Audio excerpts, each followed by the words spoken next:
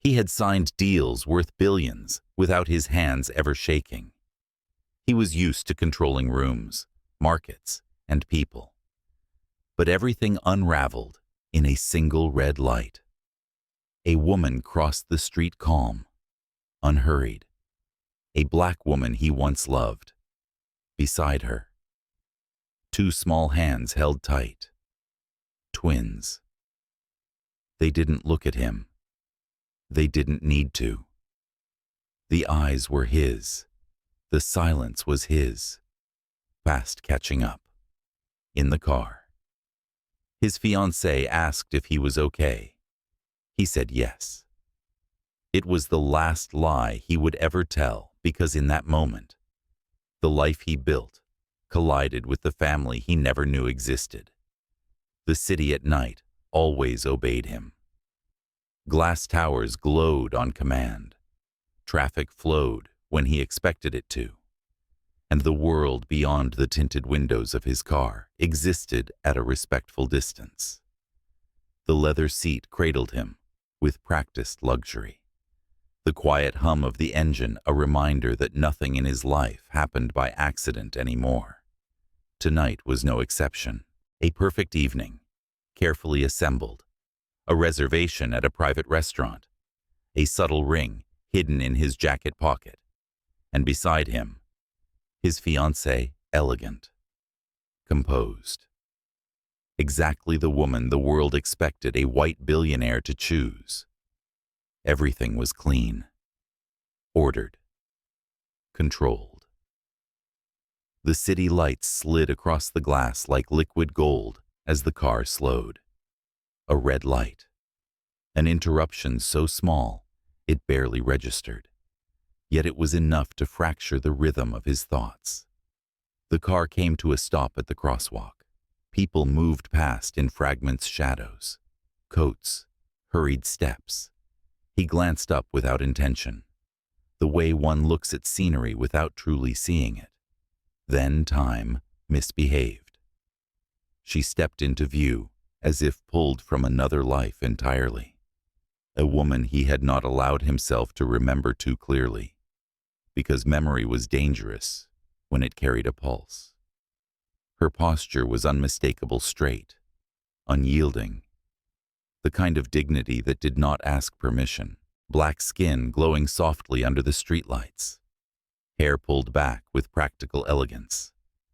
No hesitation in her stride. She was not searching for him.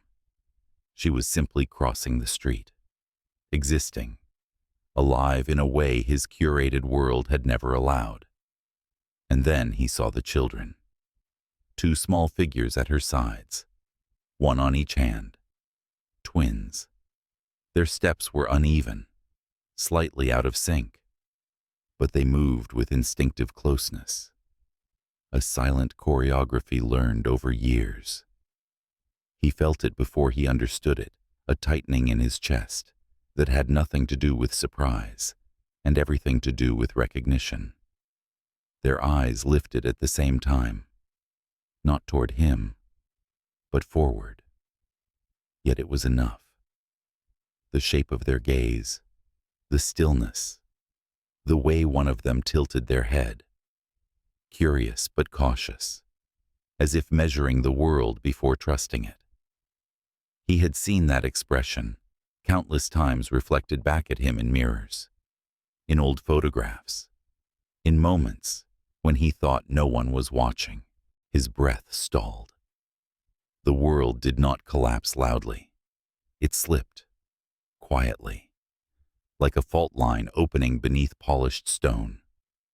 His mind reached for explanations, for numbers, for timelines.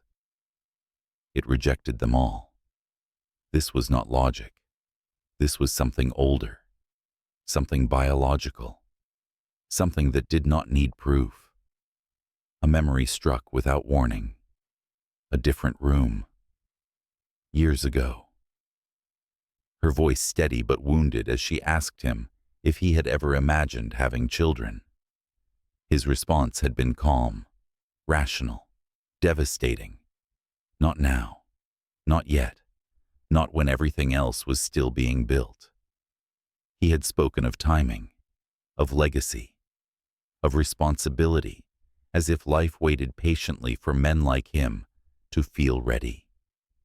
He had not seen her face then. Not really. The car behind them honked, sharp and impatient, a sound that belonged to the present. His fiancée turned slightly toward him, her brow creasing just enough to show concern without drama. "Are you okay?" she asked softly. "Yes," he said automatically. The word left his mouth with the ease of habit. A lie so well practiced, it almost convinced him too. His hand, resting on his knee, had curled into a fist without his permission. The pressure was enough to blanch his knuckles white. A quiet rebellion of the body when the mind refused to scream. He did not move. He could not. Outside the window, the woman he once loved continued forward, guiding the twins across the street with calm assurance. She did not look back, not once, as if she had already learned that some ghosts did not deserve acknowledgement. The light turned green. The driver eased the car forward, the city resuming its obedient flow. But something had been left behind at that crosswalk, or perhaps something had finally arrived. His fiancée continued speaking something about dessert, about the schedule for the coming week, but her words slid past him, muffled and distant. He nodded at the right moments, muscle memory filling in where presence should have been. Yet every sense he possessed was still anchored to the image burned into his mind. 2 children whose existence rewrote his understanding of consequence. He had built an empire on foresight, on anticipating risks before they materialized, on controlling narratives before they escaped him. Yet this had been living parallel to him for years, unseen, untouched by his influence. A life created not by strategy, but by a moment he had walked away from believing it was unfinished business he could revisit later. Later had come, and it had arrived holding hands. The irony was almost cruel. He had spent his life believing that power meant immunity, that money softened mistakes, that time could be negotiated, that loss could be managed through distance. But standing still at a red light, trapped in a car worth more than most people's homes, he understood something elemental and terrifying. There were consequences that did not announce themselves until they were old enough to look back at you with your own eyes. His fiancée glanced at him again, longer this time. She noticed the silence now, the absence, the way his attention had drifted somewhere she could not follow. A faint unease settled between them, subtle but undeniable. She did not know why, but she sensed that something irreversible had just happened. Outside, the street returned to normal. Pedestrians dispersed. The crosswalk cleared. The moment ended for everyone else. For him, it did not belong to the past. It lodged itself in his chest, heavy and immovable, a truth he could not buy his way out of. The woman he had left behind had built a life without him, not in spite of him, but beyond him. And in that life were 2 children who did not ask to be acknowledged, yet silently demanded to be recognized. For the first time in his life, the future did not look like a plan. It looked like a reckoning. She felt him before she ever saw him. Not his face, not the car, but the weight of attention pressing against her back as she crossed the street. It was a sensation she had learned to recognize years ago, the moment when memory brushes too close to the present. Her steps did not falter. She kept her spine straight, her pace even, her hands firm around the smaller hands, trusting her on either side. The twins moved with her, instinctively adjusting to her rhythm, unaware that anything extraordinary had just occurred behind them. She did not turn around. There had been a time when she imagined this moment differently. In those early years, when loneliness still surprised her, she had pictured him calling her name, his voice cutting through the noise, regret finally sharp enough to chase her down. Reality, however, had taught her restraint. Life rarely offered cinematic confrontations. More often, it demanded composure. The twins asked why the car had stopped for so long. She smiled, a soft, practiced curve of the lips, and told them traffic lights sometimes took their time. Children accepted explanations easily when they were given with certainty. They trusted her the way only children could, without question, without fear of disappointment. That trust was the most fragile thing she carried. By the time they reached the opposite sidewalk, the city had already swallowed the moment whole. She guided them through the crowd, toward the familiar streets that led home. Her apartment was modest, tucked above a bakery that filled the stairwell with the smell of warm bread every morning. It was not the life she once imagined for herself, but it was stable, safe, built deliberately, brick by brick, without relying on promises that could vanish overnight. Inside, the twins kicked off their shoes and raced each other to the living room, laughter echoing against the walls. She watched them for a moment longer than necessary, her chest tightening in a way she did not allow herself to name.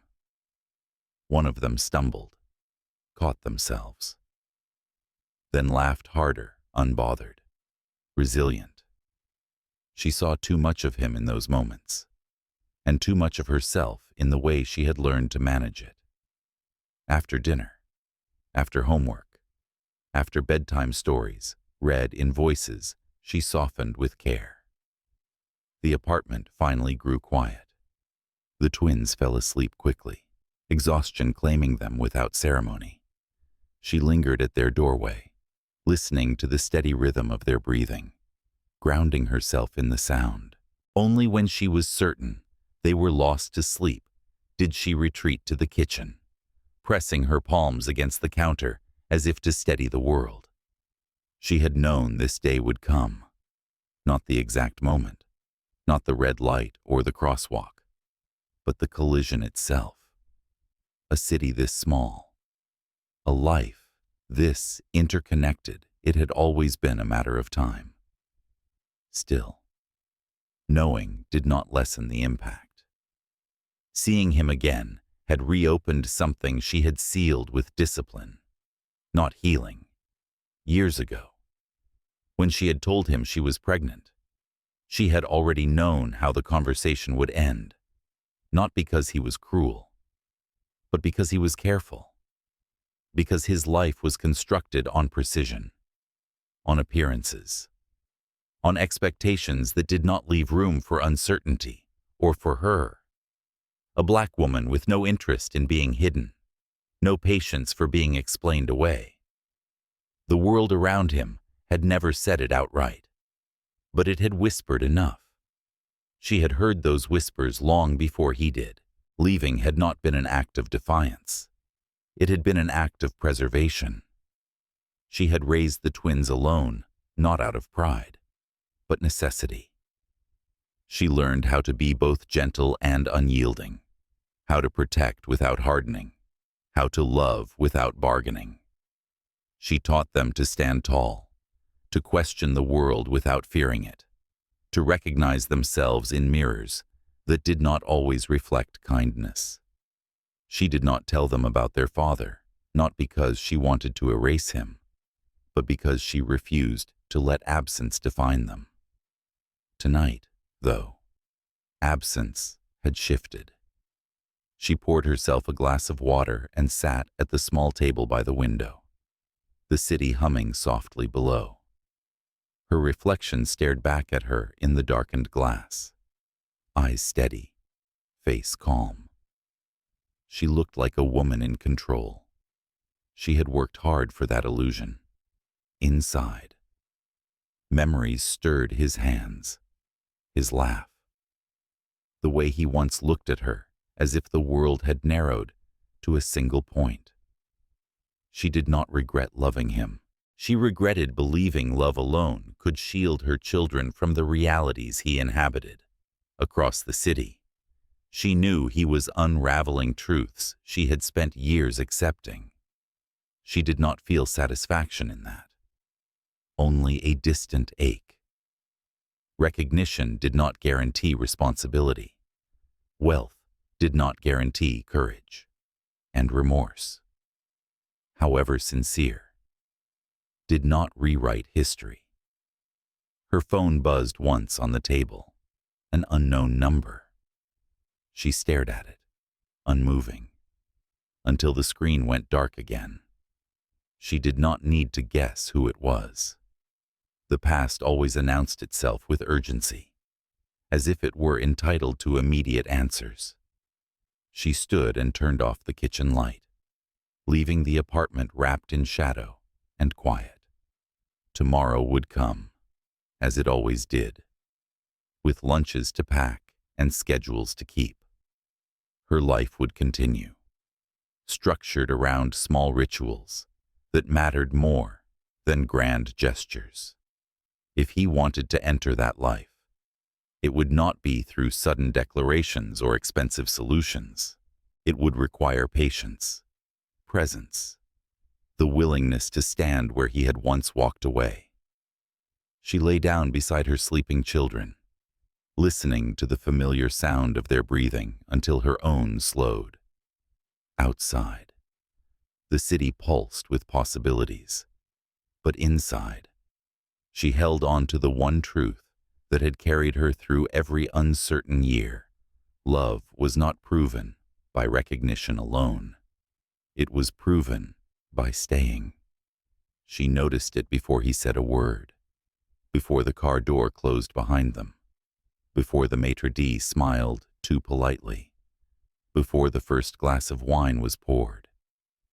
Something in him had shifted, subtle enough to escape anyone who did not know how to read power when it faltered. His posture was the same, his voice steady, his presence commanding. Yet his attention lagged half a second behind the moment, as if part of him had been left somewhere else, standing still at a crosswalk he could not forget. His fiancée had been trained her entire life to recognize these things. She grew up in rooms where silence carried more information than speech, where a glance could signal victory or collapse. She had learned early that men like him did not unravel loudly. They fractured inward, quietly, in ways that revealed themselves only to those paying close attention. Throughout dinner, he played his role flawlessly. He asked the right questions, smiled at the right moments, nodded when she spoke about a charity gala scheduled weeks away. To anyone watching, they were perfection incarnate, a white billionaire, and the woman chosen to stand beside him. Polished, appropriate, admired. Yet she felt the distance widening between his words and his presence. A thin but undeniable gap that unsettled her more than anger ever could. Halfway through the meal, she set her fork down and studied him without disguise. Who was she asked. The question was gentle, no accusation, no tremor in her voice. It landed between them like a stone dropped into still water. He did not look surprised. That, more than anything, told her she had not imagined the fracture. He paused just long enough to choose a version of the truth he believed would protect them both.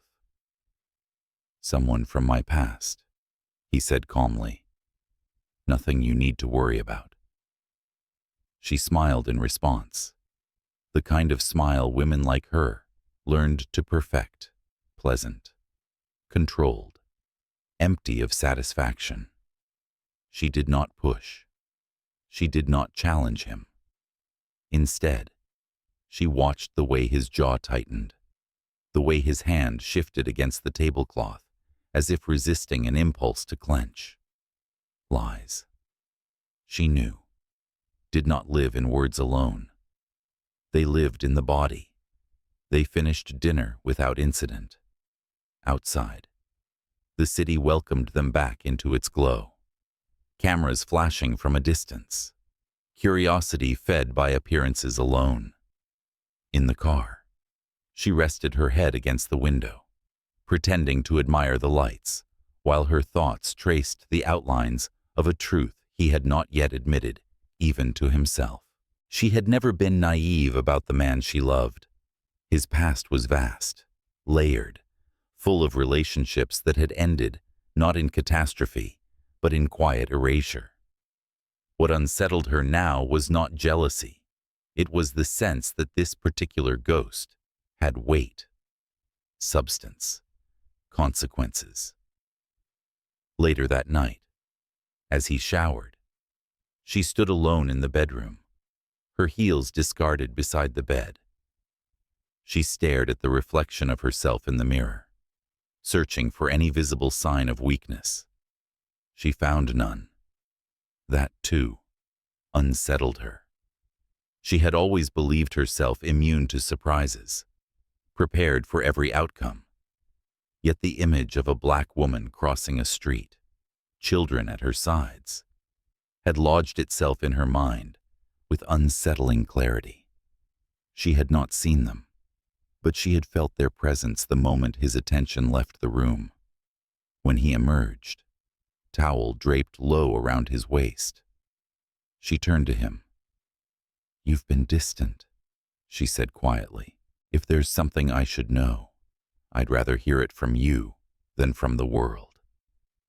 He met her gaze then, really met it. And for a brief moment, she saw something raw flicker beneath his composure. Guilt, perhaps, or fear. He opened his mouth, closed it again. "It's complicated," he finally said. She nodded slowly. Complicated was the language of men who had built lives on control and now faced something they could not manage. "Complicated has a way of becoming public," she replied, "especially for people like us." He did not deny it. That night, as he slept beside her, she lay awake, staring at the ceiling, cataloging possibilities. Affairs could be forgiven. Secrets could be negotiated. But children changed the architecture of a man's life. They redefined legacy, shifted priorities, exposed truths no amount of wealth could bury. If he had children he did not acknowledge, then the future she had envisioned was already compromised. She thought of her own upbringing, the expectations placed upon her, the sacrifices made to stand where she was now. She had chosen him not just for love, but for the life they were meant to build together. A life that assumed transparency, loyalty, and shared ambition. She had not accounted for a past that arrived holding hands with the present. Across the city, the woman he had once loved was tucking children into bed, creating a world that did not include him. The irony did not escape her. Two women, bound by a man who had never intended to split his life so cleanly, now standing on opposite sides of a truth that would not stay hidden. By morning, she knew something would change. Secrets of this magnitude did not remain contained, and when they surfaced, she would not be caught unprepared. She reached out in the dark and placed her hand over his chest, feeling the steady rhythm beneath her palm. He stirred, but did not wake. She withdrew slowly, already grieving a future that was beginning to fracture, not because she was losing him, but because she was starting to see him clearly. And clarity, she knew, was far more dangerous than betrayal. Sleep abandoned him long before dawn, when the city outside his windows was still wrapped in shadow. He lay awake beside the woman he was supposed to marry, listening to her steady breathing and feeling like an intruder in his own life. The fracture she had sensed the night before widened with every passing hour. In the quiet, the images returned with relentless clarity: the woman at the crosswalk, the twins' small hands in hers, the unmistakable familiarity in their eyes. His mind reached again for reason, for numbers, for explanations that could anchor him. None held. By morning, he had already made a decision, though he would not have called it that. He told his assistant to cancel his meetings for the day. He claimed fatigue, a vague illness. The truth was simpler and far more dangerous. He needed to see her again, not to demand answers, not to reclaim anything, only to confirm what his body had already accepted as fact. He found her in a place that surprised him, a small neighborhood park, not far from where he had first seen her again. The twins played on the swings, laughter rising and falling like a rhythm he had never known he was missing. She sat on a bench nearby, watching them with quiet vigilance. She looked different in daylight, softer around the edges, yet no less composed. When she noticed him approaching, there was no shock in her expression, only acknowledgement. "I wondered how long it would take," she said calmly. He stopped a few steps away, careful not to cross an invisible boundary. "I didn't know if you'd want to see me," he replied. She tilted her head slightly, studying him with eyes that no longer searched for validation. "This isn't about what I want," she said. It never was. The twins ran past them, one nearly colliding with his leg before darting away again. The contact was brief, accidental, but it sent a jolt through him. The child glanced back, curious, unafraid. That same measured curiosity, that same stillness. His breath caught. "They're beautiful," he said quietly. She followed his gaze, her expression softening just a fraction. "They are," she agreed. "And they're happy." He nodded, swallowing the questions pressing against his tongue. He wanted to ask how old they were, what they liked, who they took after. He wanted to ask the question that had been echoing in his chest since the red light. Instead, he asked the only one that felt honest. "Did you ever plan to tell me?" She considered him for a long moment. "I planned to raise them in a world where they didn't feel like a mistake," she answered. "Whether you were part of that was something I couldn't control." The words landed without cruelty, but they struck with precision. He understood then that this was not a conversation he could steer. She was not seeking apology or confession. She was setting terms. "I'm not here to disrupt their lives," he said, "or yours." A faint smile touched her lips, weary and knowing. "Intentions don't matter as much as presence," she replied. "And presence isn't something you can offer once and disappear again." He flinched, not visibly, but enough for her to notice. The park hummed around them, children shouting, parents talking, life continuing with indifference to the tension unfolding on a quiet bench. For the first time, he felt exposed in a way no boardroom or press conference had ever managed to make him feel. "I see them," he said at last, his voice low. "And I can't unsee them. That's not my burden to carry," she said gently. They sat in silence after that, the kind that did not beg to be filled.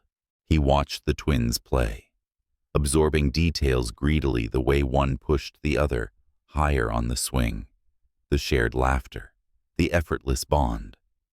No document could have convinced him more thoroughly. Recognition did not need evidence. Across the park, a few glances lingered longer than they should have.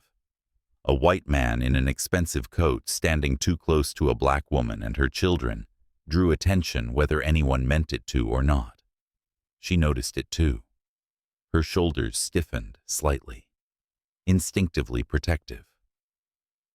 "This is why I kept distance," she said quietly, following his line of sight. "They don't need questions. They're too young to answer. I can handle the attention," he replied. She looked at him then, really looked at him. "They can't," she said simply. The truth of it settled heavily between them. His power, his name, his resources, none of it shielded children from the weight of the world's assumptions, especially not children who carried two histories in their skin. When the twins finally ran toward her, breathless and flushed, she stood, brushing dirt from their clothes. One of them glanced up at him and smiled, unguarded. He felt something inside him give way, not breaking so much as reshaping. "We should go," she said to the children. Then, to him, "If you want to be part of their lives, it won't be on your terms."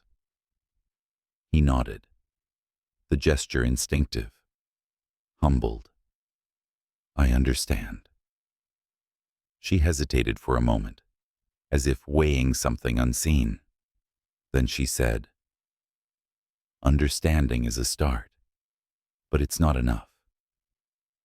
As she walked away with the twins, he remained where he was, watching until they disappeared down the path. For the first time in his life, he did not follow. He stood still, aware that recognition without proof was the most irreversible kind of truth, and nothing he owned could change what he had just seen. The distance she had insisted on did not protect them for long. It never did. Lives did not remain separate simply because one willed them to. In a city built on proximity and curiosity, patterns emerged quickly, and people noticed what did not fit their expectations. A white billionaire seen lingering at a neighborhood park. A black woman with twins, whose faces invited uncomfortable comparisons. It began quietly, the way all dangerous things do, side glances, murmured questions, the subtle recalibration of attention. He felt it first in the way his name started appearing in places it shouldn't. A mention here, a speculative line there. Nothing explicit, nothing actionable. Just enough to signal that the world was watching more closely than before. His publicist asked questions he did not answer. His assistant suggested a proactive strategy. He dismissed them all. This was not a problem he could outmaneuver. She felt it in the way strangers' eyes lingered on her children. Not hostile, not overtly cruel, curious, measuring, as if their existence were a riddle that needed solving. She adjusted her routines without announcing it, choosing quieter routes, different times. She had lived under that kind of scrutiny before. It never stopped hurting, but it taught efficiency. He asked to see her again. This time, she did not pretend surprise. They met at a cafe near her apartment, a place small enough that conversations blurred into background noise. He arrived early, as if punctuality could earn him something. She arrived composed, her expression unreadable. "I want to help," he said after the pleasantries dissolved. He did not frame it as an apology. He had learned better. "I can make things easier." Schools, security, stability. Her gaze did not waver. "You mean money?" she replied calmly. "Yes," he admitted, "and everything that comes with it." She leaned back slightly, folding her hands in her lap. "Do you know what people hear when you say that?" she asked. "They hear that my children are a problem to be managed." "That's not what I mean," he said quickly. "It may not be what you mean," she said, "but it's how the world translates it." He fell silent, absorbing the truth in her words. He had spent decades believing money was language neutral. He was beginning to understand how wrong that was. "I don't want them to feel exposed," he said, "or unsafe." "They already know how to be careful," she replied. "What they don't need is to feel bought." Outside the cafe, a man slowed his steps, glancing inside a second too long. She noticed. He noticed her noticing. The moment passed, but it left a residue neither of them could ignore. "This attention," he said quietly, "it's because of me. It's because of what they represent." She corrected. "They remind people that worlds don't stay separate, that lines blur. Some people don't like that." The weight of it settled heavily in his chest. He had navigated public opinion his entire adult life. But this was different. He could withstand headlines. His children could not. The realization sharpened something in him that had been dull for years. "I don't want to disappear again," he said. The words came without rehearsal, stripped of strategy. "But I don't want to hurt them by staying the wrong way." She studied him for a long moment, searching for something beyond sincerity. "Staying means being visible," she said. "And visibility comes with consequences. For them first, always." "I'll take the consequences," he said. She shook her head slowly. "That's not how it works. You don't get to volunteer for what they inherit." They parted without resolution. That night, he lay awake, replaying the conversation. Understanding dawning with painful clarity. His wealth could shield himself. It could not erase the questions his presence invited. He thought of the way the twins had laughed at the park, unburdened, unaware of the narratives already forming around them. The first article appeared 2 days later. Vague, suggestive. It never named her, never mentioned the children directly. But the implication was there, wrapped in polite language. He read it once, then again, anger building not at the writer, but at himself. Silence, he realized, was no longer neutral. It was complicit. He requested a meeting with his legal team, not to deny, not to threaten, to prepare. When they suggested discretion, he dismissed it. "If this becomes public," he said, "it will be because I allow it to be honest." She found out the same way everyone did, through a friend who sent her a screenshot with a question mark. Her stomach tightened, instinctively protective. That night, she sat at the kitchen table long after the twins were asleep, weighing the cost of every possible future. She had built her life to withstand absence. She was not sure it could withstand attention. Her phone rang near midnight. His name lit the screen. She considered letting it ring. Instead, she answered. "I won't let them be turned into a rumor," he said without preamble. "Not anymore." Her grip tightened on the phone. "Then understand this," she replied. "If you step forward, you don't get to step back." "I know," he said. And for the first time, she believed him. Outside her window, the city continued its restless hum. Somewhere between silence and exposure, a line had been crossed. The world was beginning to look back at them now, and neither of them could pretend they hadn't been seen. The ultimatum did not arrive as a confrontation. It never did with people who understood power. It came dressed as concern, wrapped in calm voices and measured pauses, delivered over breakfast as sunlight filtered through glass walls that overlooked a city built on appearances.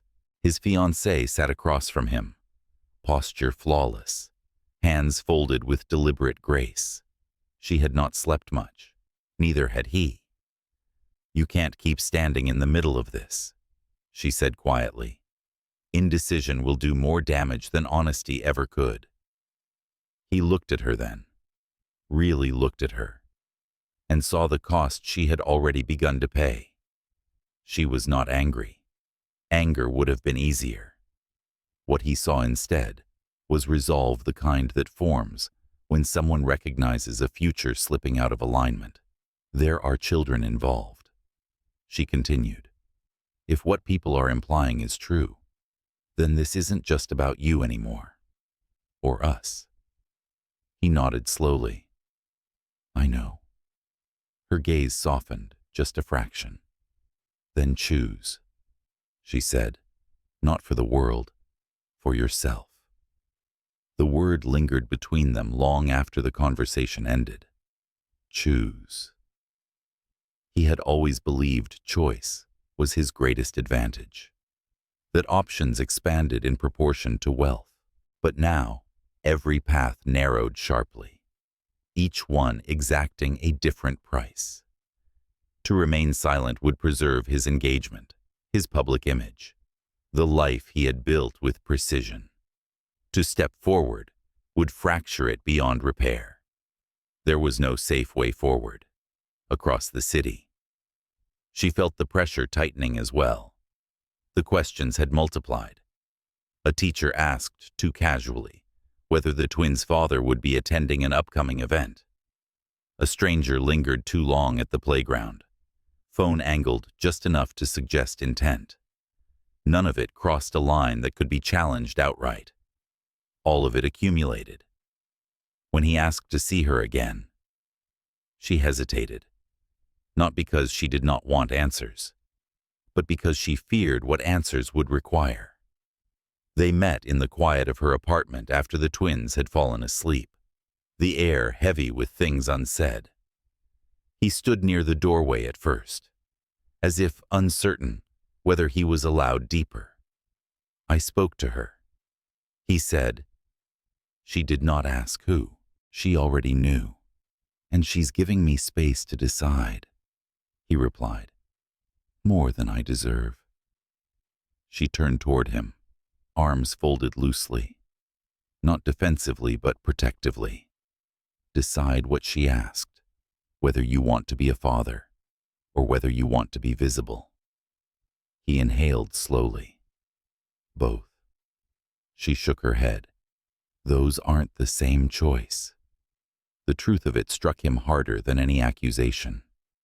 He took a step closer, careful, restrained.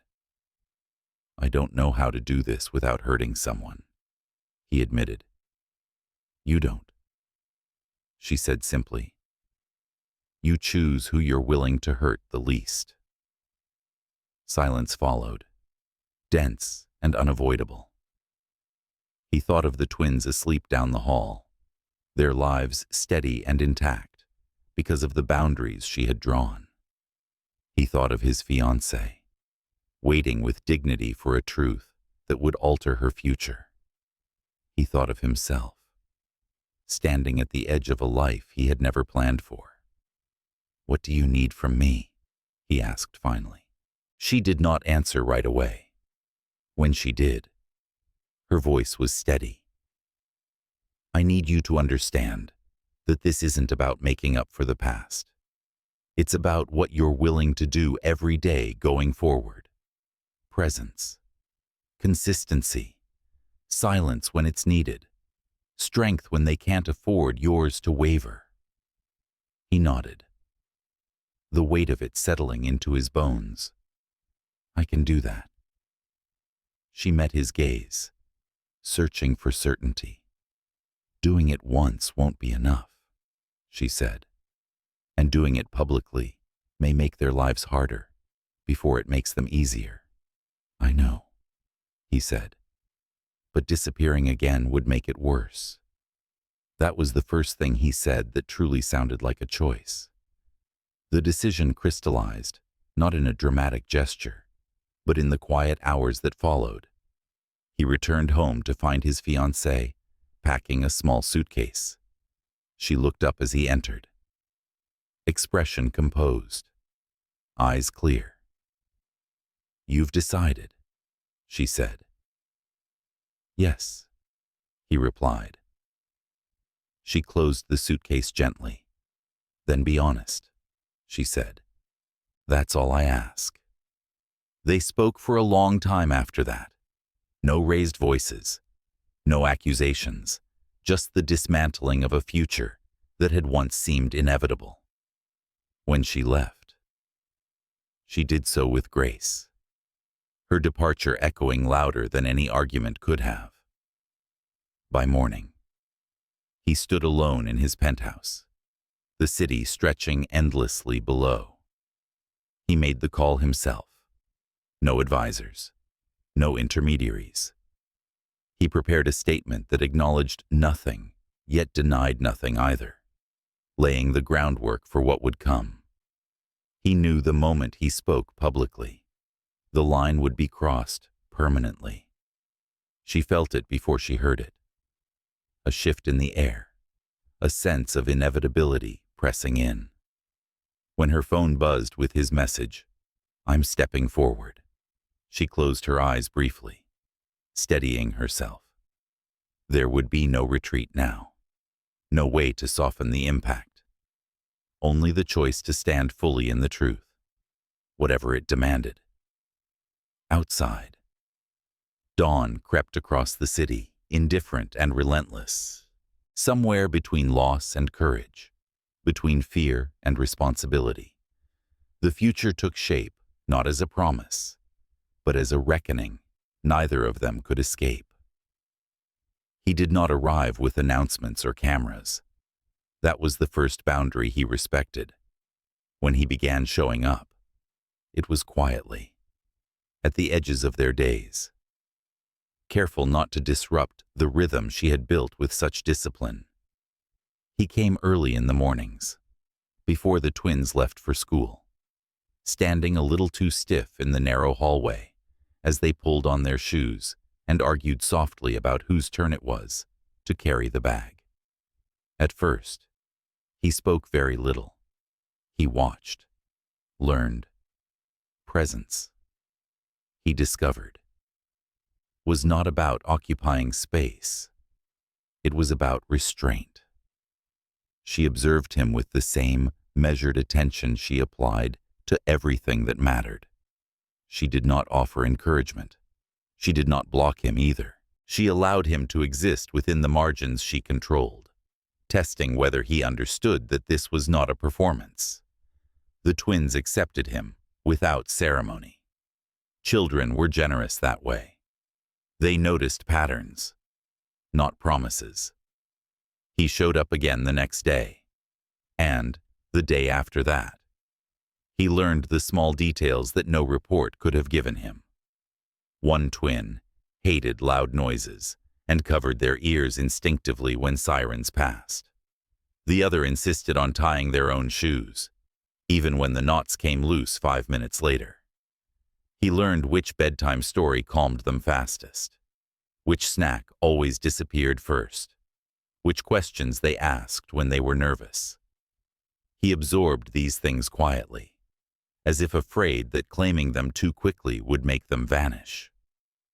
One afternoon, as he walked them home from school alongside her, an incident unfolded that tested everything they had been circling around. A woman at the gate glanced at him, then at the twins, her smile tightening into something brittle. "Are you the nanny?" she asked him, tone polite, eyes flicking dismissively toward the children. The silence that followed was sharp. He felt it immediately, the familiar anger rising, the instinct to correct, to assert, to use his name like a weapon. He caught himself just in time. This was not his moment. It was theirs. "No," he said calmly. "I'm their father." The woman's expression shifted, confusion flashing across her face before embarrassment settled in. She muttered an apology and walked away quickly. The damage, however, had already been done. One of the twins looked up at him, brow furrowed, sensing tension without understanding its source. Later, as they walked in quiet formation, she spoke.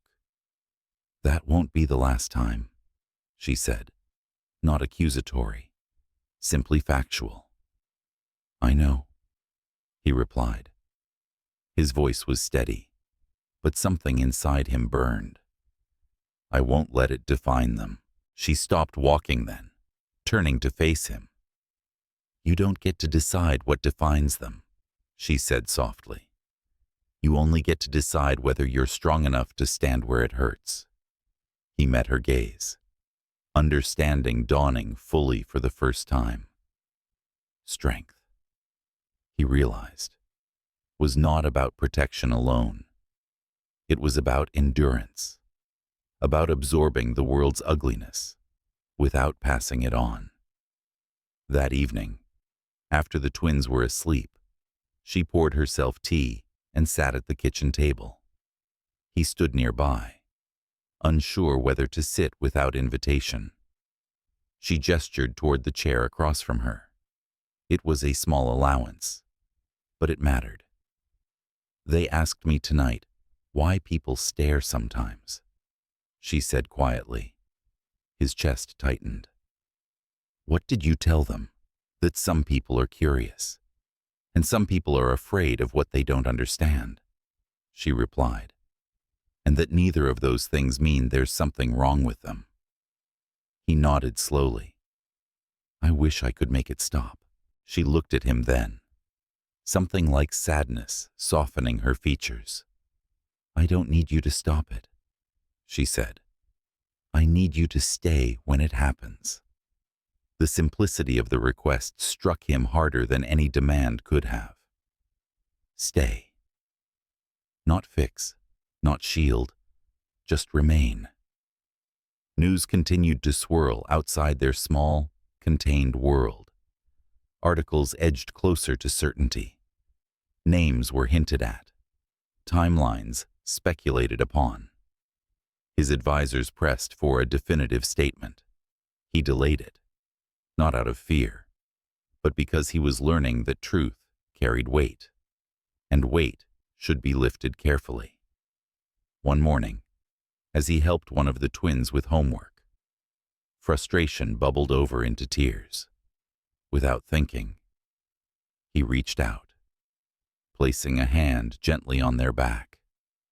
Murmuring reassurance, the child leaned into him instinctively, trusting. The contact was brief, ordinary, devastating. He closed his eyes for a moment, steadying himself against the enormity of what that trust required. She watched from the doorway, heart tightening despite herself. This was the danger she had feared, not his absence, but his presence becoming essential. Children bonded quickly. They did not understand caution. They understood consistency. Later, as he prepared to leave, she walked him to the door. "You're changing their world," she said, "whether you mean to or not." "I won't disappear," he replied. The words were not dramatic. They were grounded, tested. She searched his face, then nodded once. "Then understand this," she said. "Once they see you as permanent, Leaving won't just hurt them.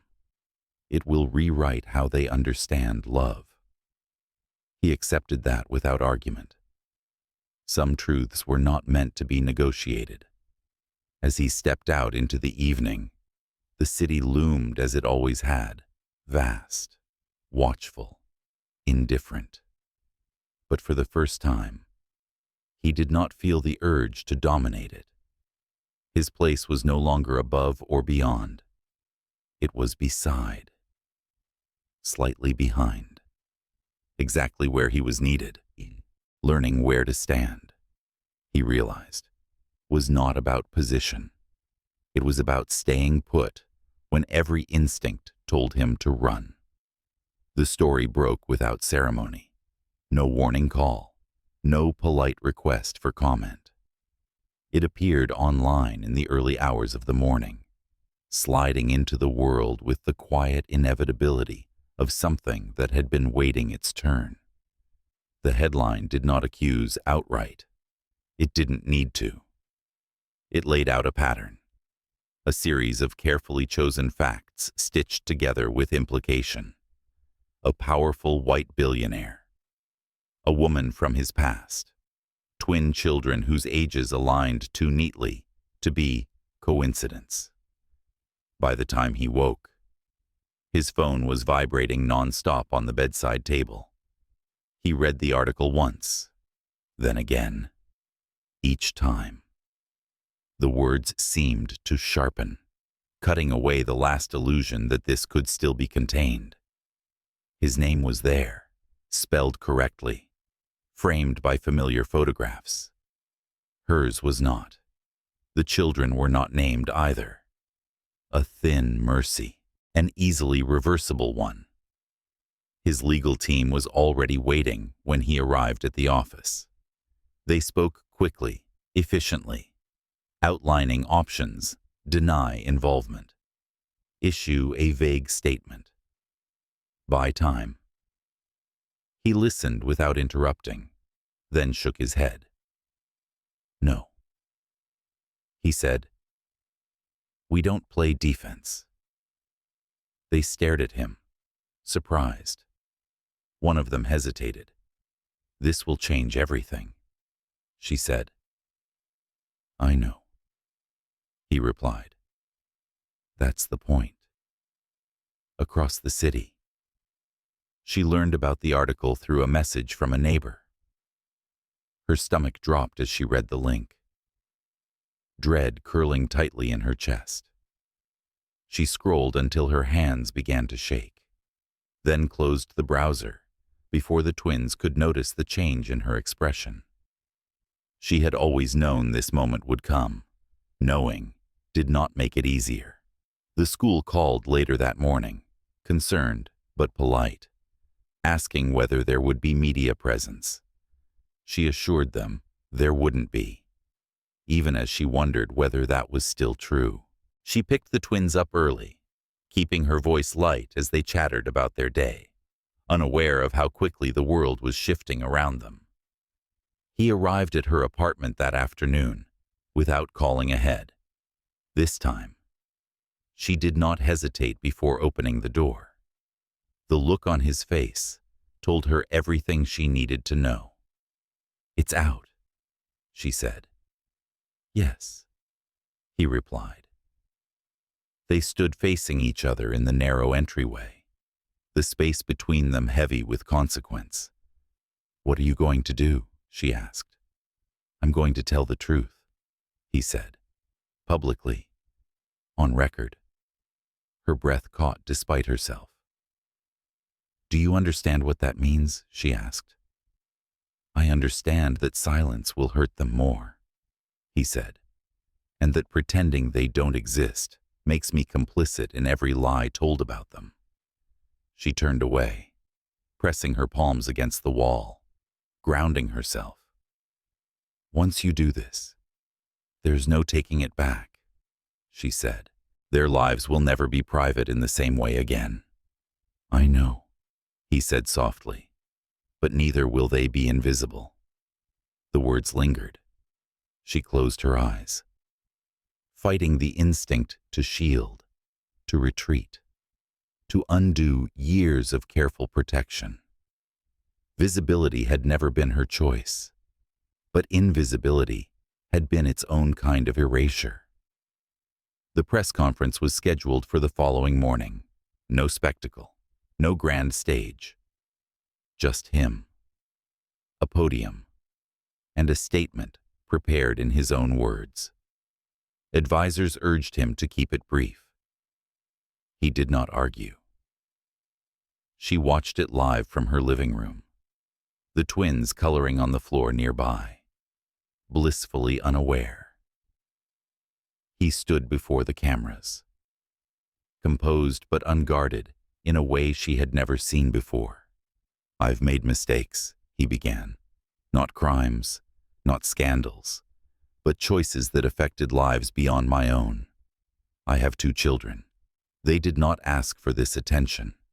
They deserve dignity, privacy, and respect.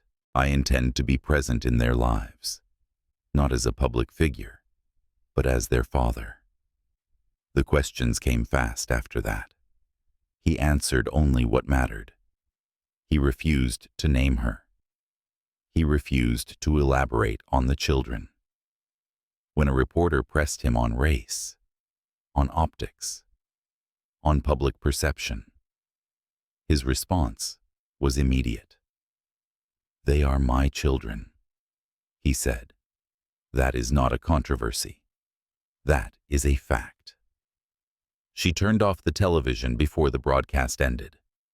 Her heart raced, fear and relief colliding painfully in her chest. He had done what he said he would. He had stepped forward, without hedging, without hiding behind language.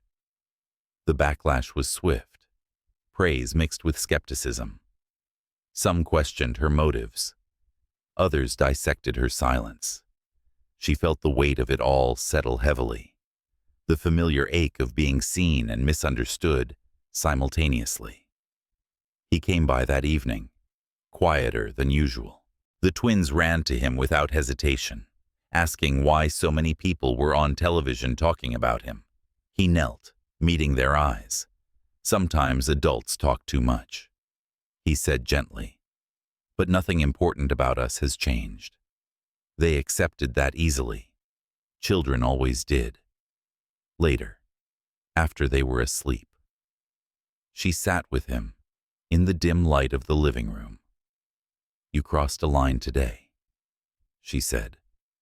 "I know," he replied. She studied him for a long moment, then nodded once. "Then we'll have to build something strong enough to survive it." He exhaled slowly, tension easing just a fraction. Outside, the city buzzed with speculation and judgment. Inside, 2 people sat quietly, aware that the truth had finally stepped into the light, and nothing would ever be hidden the same way again. The aftermath did not arrive with explosions. It settled slowly, like dust after a collapse, coating everything in a thin layer of consequence. The headlines moved on, as they always did, chasing fresher outrage. But the shift remained. Doors no longer opened quite the same way. Invitations grew cautious. Strangers smiled with curiosity instead of ignorance. The world had adjusted its lens, and nothing could return to its previous focus. He adapted outwardly with the same discipline that had built his empire. Meetings resumed. Decisions were made. His name stabilized in the public narrative as a man who had acknowledged responsibility, privately. However, he was learning an entirely different skill set, one that did not respond to strategy or leverage. He learned how to wait. There were mornings when he stood in her kitchen, mug cooling in his hand, listening to the twins argue over cereal choices, and felt the ache of time he could never reclaim. He did not speak it aloud. Regret. He was learning. Was only useful if it sharpened presence, instead of drowning it. He showed up, every time. School drop-offs, doctor appointments, evenings spent on the floor assembling puzzles that frustrated him far more than negotiations ever had.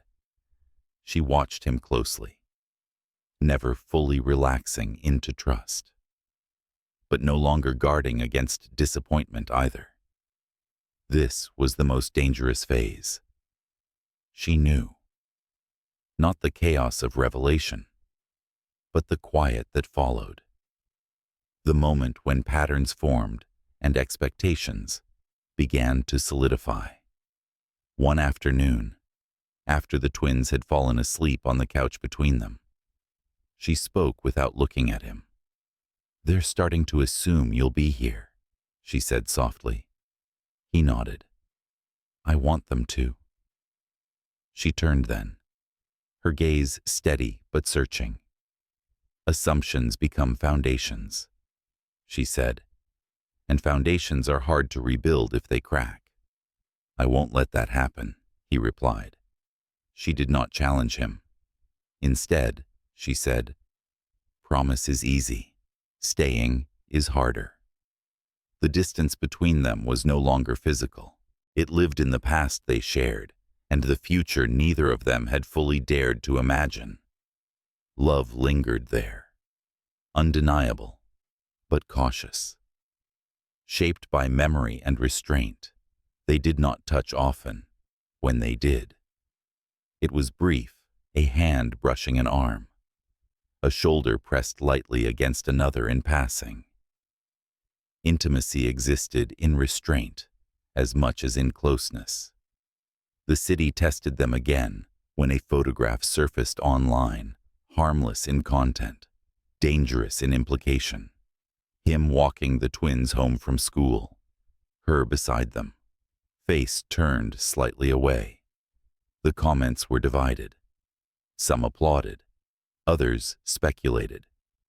The familiar undercurrent of race threaded through it all, subtle but persistent. She read none of it. He read everything. That night, he found her sitting alone on the balcony. The city lights reflected faintly in her eyes. "I don't want this to hurt them," he said quietly. "It already does," she replied, "in ways we can't control." "Then tell me what to do," he said. There was no frustration in his voice, only humility. She took a long breath. "You keep choosing us," she said, "even when it costs you." The cost became clear sooner than expected. An offer arrived, an international expansion, prestigious, lucrative, demanding a move that would uproot everything. His advisors framed it as inevitable, the next logical step. He listened, then asked a single question that surprised them all. Where would my children go to school that night? He laid the decision bare before her. "I won't take it," he said. "Not now." Her eyes widened slightly. "That's not a small sacrifice." "I know," he replied. "But it's not a sacrifice if it's a choice." She searched his face, something loosening in her chest despite herself. For the first time, she saw him not as the man who had left, nor as the father trying to atone, but as someone reshaping his future with intention. The twins sensed the shift long before either adult named it. They grew more confident in his presence, more relaxed. One evening, as he tucked them in, one of them asked, "You're not leaving, right?" He paused, choosing his words carefully. "I'm staying," he said. "That's my plan." They accepted that with the uncomplicated trust that terrified him. Later, she stood at the doorway, having overheard. "They're starting to love you," she said quietly. His throat tightened. "I love them." The words hung between them, heavy and undeniable. Love, once spoken, changed the rules. She felt it too toward him, resurfacing slowly, cautiously, like something thawing after a long winter. But love was not enough. Not yet. That night, as the city hummed below, they sat together in silence, closer than before, but not touching. The future waited just beyond reach, fragile and possible. Time did not resolve everything.